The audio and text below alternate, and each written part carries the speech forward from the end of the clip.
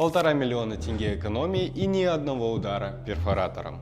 Когда мы зашли на объект, стены оказались кривыми. По расчетам, чтобы выровнять стены, нужно было бюджета на 1,5 миллиона тенге, плюс несколько недель работы. Мы решили проблему намного проще. Закрыли стены бамбуковыми панелями, они скрыли всю кривизну и стали основой интерьера.